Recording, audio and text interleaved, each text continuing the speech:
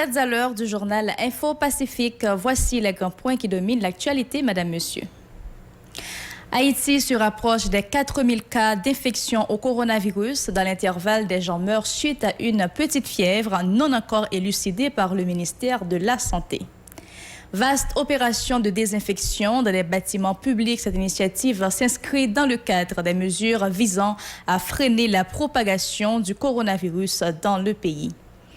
De nouvelles réactions autour du budget 2019-2020. Camille Chalmeuse croit que ce document ne cadre pas avec la réalité actuelle du pays. Des chauffeurs du transport en commun montent au créneau pour dénoncer la décision du gouvernement Joute de maintenir inchangés les prix à la pompe. Les agents de santé communautaire polyvalents ne lâchent pas prise. Ils étaient à nouveau devant la résidence du Premier ministre Joute pour exiger une augmentation salariale. Restez avec nous. Merci de votre fidélité. Voici le développement du journal. 204 nouveaux cas de COVID-19 confirmés par le ministère de la Santé publique et de la population, ce qui porte à 3538 le nombre total de contaminations depuis le 19 mars 2020. Selon l'EMSPP, 3 nouveaux décès ont été enregistrés dans le département de la Grand'Anse, portant le total national à 54. Il faut dire que les hommes, 59,8%, sont beaucoup plus affectés que les femmes, 40,2%. Le ministère de l'Intérieur et des collectivités territoriales MICT conduit des opérations de désinfection des bâtiments publics. Cette initiative qui fait suite à la circulaire numéro 004 de la primature en date du 1er juin 2020 vise à limiter la propagation du coronavirus dans le pays. Entre autres institutions publiques ciblées par cette campagne, la Société nationale des parcs industriels SONAPI, le service d'inspection des véhicules CISADELMA 2, l'unité centrale de renseignement financier UCREF, la coordination nationale de la sécurité alimentaire CNSA, le bureau de la secrétaire d'État à l'alphabétisation à Pétionville, l'unité de lutte contre la corruption ULCC, les locaux du corps d'intervention et de maintien de l'ordre CIMO, ainsi que les bureaux de la primature. En l'absence de médicaments et de vaccins efficaces pour lutter contre la COVID-19, les propositions de remèdes à base de feuilles sont multiples en Haïti. Ces remèdes présentés sous forme de solutions miracles sont utilisés par plus d'un à Port-au-Prince et dans les villes de province. Le ministère de la Santé publique et de la population MSPP s'empresse de dire qu'il n'a encore autorisé l'utilisation d'aucun de ces remèdes.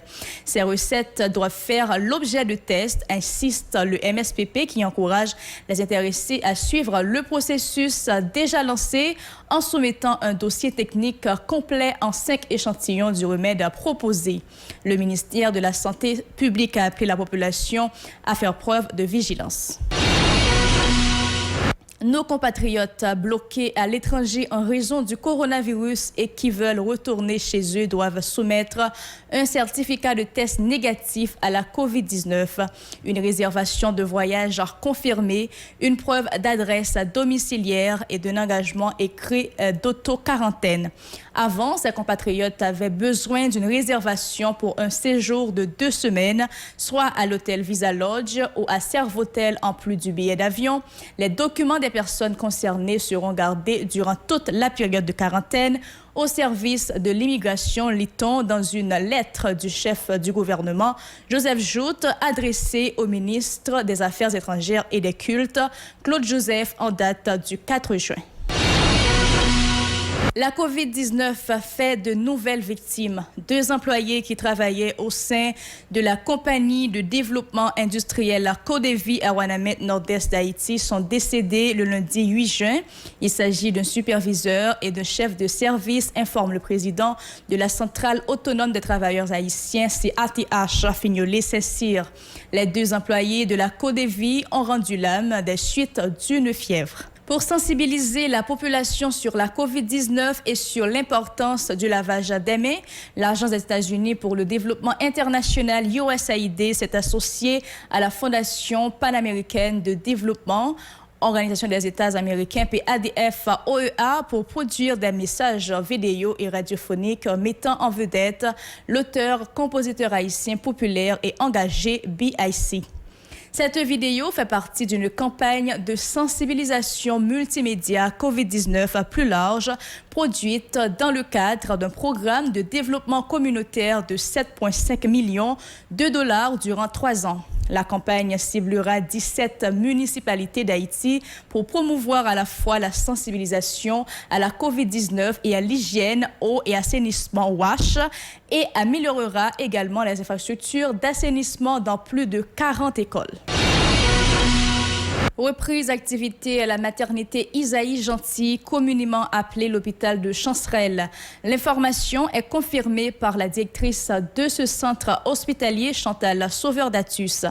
La maternité Isaïe Gentil était dysfonctionnelle en raison du manque de matériel médical et de la présence des gangs armés dans la zone de Pont-Rouge qui, de temps à autre, font crépiter leurs fusils. Chantal Sauveur-Datus prend plaisir à remercier les responsables du MSPP qui ont fait de leur mieux pour fournir des matériels à la maternité qui va pouvoir recommencer à prendre soin des femmes enceintes. Des chauffeurs du transport en commun critiquent vertement le ministre de l'Économie et des Finances qui a déclaré que l'État n'est pas en mesure de baisser les prix des produits pétroliers sur le marché local dans le contexte actuel. Ces citoyens concluent que l'autorité ne se soucie guère de la misère de la population. Ils sont au micro de Mario Sylvain et de Riguer Noël. Suivez. Nous toujours pas nous connaissons depuis Gaza descend à zéro, mais nous connaissons depuis devant, depuis tout le pays, où Gaza va remonter. Dans le cas ça, nous connaissons les ça va remonter, ça ne pas intéressé depuis le descendre. Nous connaissons que descendre depuis bien longtemps, mais nous pas descendre, nous pas intéressé, par le chalet pour descendre. Nous attendons que pour les monter, pour prendre des décisions pour monter là, c'est nous connaissons, même là on pas descendre, mais pour monter, monter quand même. C'est comme si on pas dire rien, parce que raison que fait tout ça. L'été descend et chuter à terre net, il n'y a pas de jambes faire rien. Quand il y a l'été il vient monter, c'est pas qui garde, il a supposé faire des bagailles. Et puis on demande pour arrêter la carrière, on demande pour bus, il y a plusieurs monde. Si on ne peut pas descendre Gaza, nous sommes obligés de fonctionner même genre. Nous sommes conscients de problème, non mais ce n'est pas faute nous. Parce que on demande pour mettre moins de monde dans la machine, ça vient faire comme la vie moins. Mais on va acheter Gaza même comme là. Gaza te descend à zéro. Des pays, Gaza tellement te descend bas. Des pays, c'est cadeau, te fait cadeau Gaza leur acheter. On barrique, il faut cadeau $35. Eh bien c'est ça que vous avez besoin de faire, qui fait faire comme ça. Mais on seul bagaille, ils mettent monter le peuple à tenir. Yo pense yo fait nous habits. Yo pense que c'est nous fait habits, c'est tête yo fait habits. Haïti tout était supposé descendre, mais imaginez si Gaza vient monter dans le pays, Haïti n'est pas qu'à monter. Les agents de santé communautaire polyvalents ne lâchent pas prise. Ils étaient de nouveau devant la résidence du Premier ministre Joseph Joute mardi 9 juin pour exiger une augmentation salariale. Ils affirment que les 9 000 gourdes, soit $77 qu'ils reçoivent mensuellement, ne peuvent satisfaire leurs besoins primaires. Ces agents demandent au Premier ministre Joute de prendre les dispositions nécessaires pour respecter les promesses qu'il avait faites lors de son investiture. Ils sont au micro de Moïse Saint-Éloi et de David Mercillius. Nous mettons dans la rue parce que nous réclamons reste la nomination. Si nous avons 3 ans depuis le Chita, nous reste la nomination dans le ministère de la Santé publique qui va jamais banul. Nous demandons un salaire de 33 000 goudes. C'est ça qui au moins répondre à la vie chère ça a créé mais sous tête nous. Notre fait population connaît tout que l'agent de santé pas au service des populations. Si on attend un agent frappé pour eux, on dit que c'est agent de santé communautaire et menti. Courir derrière parce que MSPP ne pas mettre aucun agent souterrain pour travailler dans le COVID-19. Donc, c'est que nous dans la rue pour un ensemble de revendications. Les nous garder, Jean Haïti est là avec 9 000 gouttes. Nous estimons que son salaire criminel, nous ne pouvons pas faire rien ensemble avec elle. Donc, ça, nous avons revendiqué, c'est 33 000 gouttes comme ajustement salaire. Nous avons revendiqué encore un 4 débit qui a minimum 10 000 gouttes sous lui. Nous avons revendiqué un 4 assurance qui valide. Nous avons revendiqué accès à crédit. Nous avons revendiqué avantages sociaux. Lors de ce nouveau sit-in, les agents de santé communautaire polyvalents en ont profité pour réclamer plusieurs arriérés de salaire. En outre, ils ont demandé une carte de débit de 10 000 gourdes pour pouvoir survivre. Leur déclaration. Nous demandons reste arrêt salaire nous. Depuis 2017, nous nommons jusqu'à présent pas chambre nous reste arrêt salaire. Nous demandons ministère reste arrêt salaire. Nous demandons 4 débits nous qui pour un minimum de 100 000 gouttes sous lit. C'est ça nous demandons.